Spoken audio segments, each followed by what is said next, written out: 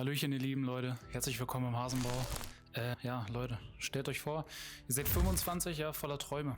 Aber die Welt da draußen fühlt sich irgendwie an, ja, wie so eine Mischung aus 45 Grad Sonne, ja, 110% Luftfeuchtigkeit mit so einem Hauch von Gulli-Geruch und ich sag mal, auf einem auf euch wartenden Bienenschwarm. Wir sprechen über die Zukunft der jüngeren Generation in Deutschland. Wir reden über explodierende Kosten, Zuwanderung, zuwachsende Unsicherheit durch Gewaltkriminalität, ja, die hitzigen Gender-Debatten, die unsere Kinder verwirrt und auch den Zerfall unserer Industrie, die Macht der künstlichen Intelligenz und den Druck auf unsere Meinungsfreiheit in einer, sagen wir mal, vielleicht fragwürdigen Demokratie. Wollen wir in dieser Welt noch Kinder großziehen? Träumt ihr vom Auswandern, weil es hier zu eng wird? Sind wir als Gesellschaft am Abgrund oder gibt es doch noch Hoffnung?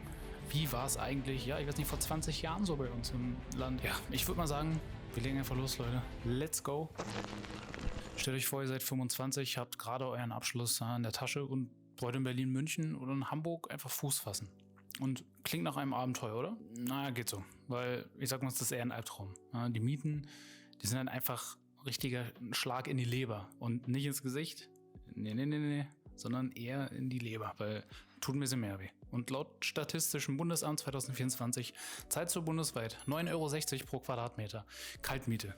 In Großstädten oft über 15 Euro. Das heißt, für eine kleine 60 Quadratmeter Wohnung legst du ja locker Minimum 900 Euro hin und das ist irgendwie, naja, heutzutage auch irgendwie fast schon wieder wenig. What the fuck? Und ohne Strom, Wasser und Internet. Ja.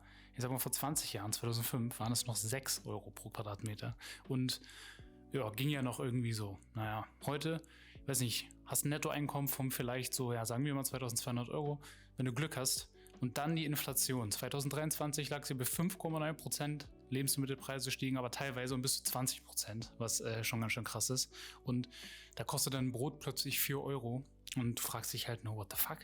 Und dazu kommt dann natürlich auch noch der mentale Druck. Also ich behaupte, ich kenne niemanden, der davon nicht irgendwie betroffen ist. Und laut einer Bertelsmann-Studie 2024 machen sich 41% von uns zwischen 18 und 30 Jahren Sorgen um ihre mentale Gesundheit. Und ich sag mal, wir jonglieren ja irgendwie auch Jobs, Studienkredite oder Ausbildungskredite, Zukunftsangst, den Fall der Demokratie, ja, Verluste unserer Werte und eine, ich sag mal, noch nie dagewesene Spaltung und das Gefühl, ja, dass die Welt halt irgendwie immer nur chaotischer wird, anstatt besser. Und es ist, als würde man halt ständig gegen irgendwie Windmühlen kämpfen, finde ich. Und dann hören wir halt, ja, die Jugend ist faul. Ernsthaft? Die Jugendwahlstudie 2024 zeigt, dass die Migration, Wirtschaft und Sicherheit uns am meisten beschäftigen. Ja? Wir sind nicht faul, wir sind wütend und frustriert. Und viele fühlen sich halt von der Politik einfach so, verdammt nochmal, halt im Stich gelassen. Und ja, da kommen wir nämlich jetzt einfach mal direkt weiter zum zweiten Punkt. Wir kommen zu einem Thema, das die Gemüter ja, erhitzt und ich sag mal die Gender-Debatte, manche nennen es auch irgendwie Gender-Wahn, ja, andere sehen es als Fortschritt. Es ist ein emotionales Minenfeld und seit 2017 gibt es die Option divers im Geburtenregister. Und für die einen ist es ein Schritt für mehr Vielfalt und für die anderen nicht. Ja, das ist eine ziemlich giftige Debatte und laut BPB 2022 wachsen Kinder heute in einem Klima auf, wo Geschlechterrollen entweder überbetont oder komplett aufgelöst werden. Und ich sag mal Schulbücher mit gendergerechter Sprache oder antifeministische Videos auf TikTok, ja, das sind so Sachen, so das verwirrt die Jugend. Und diese ganze Polarisierung heutzutage macht es halt einfach deutlich schwerer. Ja, vor 20 Jahren, da war die Debatte weniger ideologisch, Geschlechterrollen klarer. Ich würde es nicht unbedingt sagen besser, da das grundlegende problematische gestaltete System eine optimale Art und Weise zu leben, sage ich mal, nicht hergibt, aber weniger verwirrend. So. Und heute, Kinder sind mittendrin in einem Kulturkampf und es macht mir halt schon echt üble Sorgen. Ja, also ich meine, wie sollen sie wissen, wer sie sind, wenn die Erwachsenen heutzutage nicht mal wirklich wissen, wer sie sind, ja, und wo sie hinwollen. Das ist einfach so krass geworden heutzutage, das kann mir halt einfach keiner erzählen.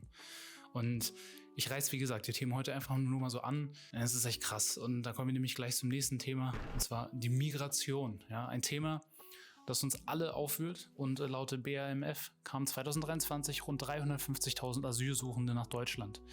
Es sind viele junge Männer unter 30 und spaltet wie immer die Gesellschaft. Was auch irgendwie heutzutage einfach voll normal ist, so wie immer. Eine FES-Umfrage 2022 zeigt, 63% sehen Migration als Chance für den Fachkräftemangel, aber 70% wollen weniger Geflüchtete, weil die Kosten explodieren. Komisch, weil Ich dachte doch, die Fachkräfte sollten mittlerweile arbeiten, um unsere Rente zu bezahlen. Was? Okay, merkwürdig. Vor 20 Jahren, 2005, waren es nur 120.000 Anträge. Ja, da ist die Debatte halt nur ein leises Flüstern im Vergleich zum heutigen Geschrei. Und die Sicherheit, das ist ein ganz eigenes Thema für sich. Da geht es da gerade aktuell ab. Das BKA-Lagebild 2023 zeigt, dass Gewaltdelikte mit zugewanderten Tatverdächtigen um 19,5% gestiegen sind, Sexualstraftaten um 17%.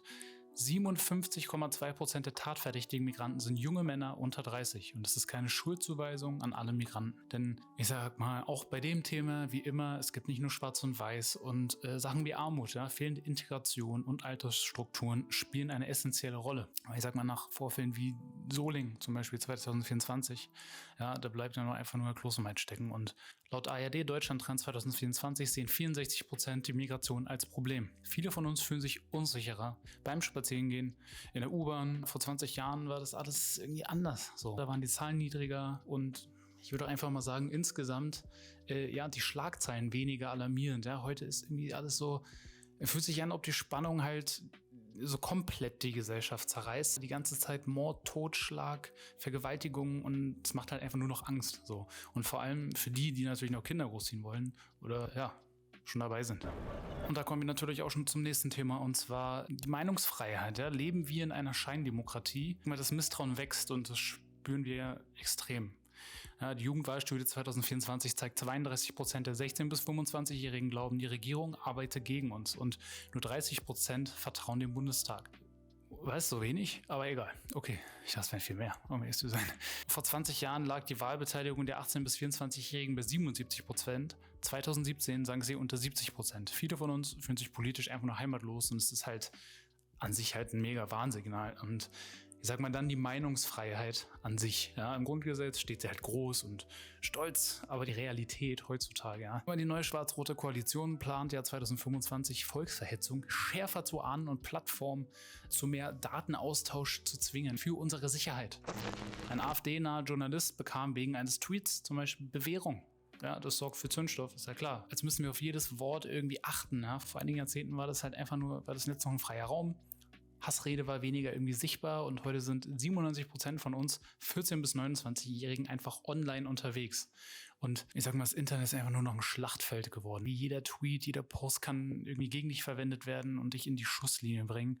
Und es macht halt einfach nur müde und vor allem leise. Und damit will ich das Thema der Migration jetzt eigentlich auch schon wieder abschließen, ja, und weise einfach nur mal darauf hin, was hier alles schief läuft. Und wir kommen zu einem nächsten Punkt, der nicht allzu gut läuft, und das ist ja Abwanderung der Unternehmen und der Zerfall der Industrie bei uns in Deutschland, weil ich sag mal, unsere Wirtschaft, ja, die blutet die ganze Zeit. Und Deutschland war mal die Exportnation Nummer 1, ein Leuchtturm der Industrie, und heute laut IFO-Institut 2024 planen 32% der Unternehmen, ihre Produktion ins Ausland zu verlagern, in die USA oder nach Asien, Osteuropa. Warum? Weil die Energiepreise, die durch die Decke schießen, teilweise sind es 40% seit 2020. Komplett gaga. Und Bürokratie, ja, die erstickt uns. Und ich sag mal, ein Fachkräftemangel, der doch eigentlich behoben sein sollte durch die asylsuchenden Fachkräfte, die unsere Rente bezahlen sollen. Was? Also das verstehe ich jetzt schon wieder nicht, aber okay, bin bestimmt nur ich. VW schließt Werke, BASF investiert in China. Das ist ein Stich ins Herz. Laut des Staates sank die Zahl der Industriearbeitsplätze von 8,3 Millionen 2005 auf 7,2 Millionen in 2023. Und für uns jüngere Menschen ist es halt ein Desaster, weil wo sind die sicheren Jobs, die zum Beispiel, ich sag mal, unsere Eltern noch hatten irgendwie so? Weil vor einigen Jahrzehnten, da war die Industrie halt ein Magnet. Gerade in Deutschland, ja. Also ich sag mal, ein Ingenieursstudium, das hatte richtig noch was bedeutet. Heute, studierst, rackerst dich halt ab, Praktikum hier, da, Schulden auf dich nehmen. Und dann liest du halt, dass dein Traumkonzern irgendwie nach Übersee abwandert. So, okay, naja, egal. Okay, und es fühlt sich halt einfach insgesamt an, als ob Deutschland sich halt selbst aufgibt. Und das macht nicht nur wütend, sondern halt auch, ja, einfach nur perspektivlos. Weil wir schon beim Thema sind, Perspektive, kommen wir jetzt zum Thema der künstlichen Intelligenz. Das ist ein sehr zweischneidiges Schwert. Auf der einen Seite ist es halt Wahnsinn, was KI kann. Und laut McKinsey 2024 könnte sie Deutschlands Bruttoinlandsprodukt bis 2030 um 4% steigern. Mensch, stell dir vor, du hast einen Roboter und die übernehmen einfach monotone Jobs oder Aufgaben und unterstützen Jobs. Ja? Ärzte nutzen KI für präzisere Diagnosen und dann vielleicht arbeiten wir irgendwann nur noch 4 Tage die Woche, was ja jetzt eigentlich auch schon viel zu viele machen, weil sie keinen Bock mehr haben. Und für uns junge Leute könnte das neue Berufsfelder bedeuten. Ja? In der Technologie, Datenanalyse, vielleicht sogar in KI-Ethik, weiß ich nicht. Aber schon aufregend. Und ich sag mal, aber die Schattenseite ist auch erschreckend, weil das World Economic Forum zum Beispiel schätzt, dass bis 2030 weltweit 85 Millionen Jobs durch KI wegfallen. Und ich meine, das sind nur noch Schätzungen, aber who knows? Ja, Bürojobs, Produktion oder auch kreative Berufe ist halt alles nicht mehr sicher. Und dazu kommen Überwachung, Datenmissbrauch oder auch hier Deepfakes, ja. Und die zum Beispiel Wahlen manipulieren könnten. 68% der Deutschen misstrauen KI. Ja, und ich verstehe warum, weil, ja, ich sag mal, die EU testet 2025 den AI Act. Aber ob das reichen wird, weiß nicht. Vor ein paar Jahrzehnten war KI halt noch ein Traum und heute ist es halt eine Macht, die uns komplett überrollen kann, wenn wir nicht aufpassen. Ich finde, es fühlt sich halt so an, als stünden wir am Rande einer Revolution und dass irgendwie keiner so richtig weiß, ich sag mal, ob sie uns rettet oder vernichtet. Und ja, damit kommen wir halt zu der Frage, wollen wir Kinder in diese Welt setzen? Die Geburtenrate liegt bei 1,57 Kinder pro Frau 2017, ja, besser als 1995, aber 21% der Frauen zwischen 45 und 49 Jahren sind kinderlos. 2008 waren es 17%. Und ein Kind kostet 100 bis 150.000 Euro bis 18. Ja, dazu die Unsicherheit, hohe Kosten, polarisierte Debatten, ja, Gewalt in den Nachrichten. Bricht einem einfach nur das Herz. So, finde ich. Also sich zu fragen, ist das fair gegenüber einem Kind? Weiß nicht, vor 20 Jahren war das Leben halt irgendwie erschwinglicher. Die Gesellschaft weniger zerrissen. Kinder waren selbstverständlich, ja, da war es keine Frage. Oh, heute sind es halt, es ist fast schon eine mutige Entscheidung. So, oh ja, ich krieg ein Kind, das schaffen wir. Und laut YouGov 2025 könnten 58% der Deutschen sich das Auswandern vorstellen. Sag mal, bei der AfD sind es halt tatsächlich noch mehr, statistisch gesehen. Und ja, ich sag mal, Schweiz, Österreich, Spanien sind Ziele. Warum? Migration 61%, Rezession 41%. Politische Unsicherheit 29%. 2022 wanderten 268.000 Deutsche aus. 2005 waren es 150.000. Ja, es fühlt sich an, als ob die Hoffnung aufgegeben wird. Und ja, damals war das alles eher noch so ein, ich begebe mich freiwillig in ein Abenteuer, weil es irgendwie cool ist und ich was Neues sehen will. Und heute ist es eher fast schon eine Flucht. Das bin ich hier durch einige Themen durchgerattert. Und wenn man jetzt so viel Negatives hört, da könnte man ja eigentlich schon fast wieder die Frage kommen, ja, sind wir verloren, so als Gesellschaft irgendwie? Also komplett verloren. Und ich sag mal, die Welt spricht von einem erschreckenden Mangel an Zusammenhalt. Und ehrlich, ich sag mal, das spüren wir doch alle, oder? Wir sind wütend, enttäuschend, fühlen uns von der Politik einfach nur verarscht, so, um es mal nett auszudrücken. Ja, es ist, als ob wir halt schreien, aber niemand zuhört. So, ist ja auch so. Okay. Und ich sag mal, das Volk, das gespaltener nicht sein könnte, wir bewegen uns in 2 verschiedenen Welten, wie ich finde, die einen dahin und die anderen dahin. Und man könnte halt meinen, es gibt einfach keine Hoffnung mehr. Doch lasst uns einen Moment innehalten.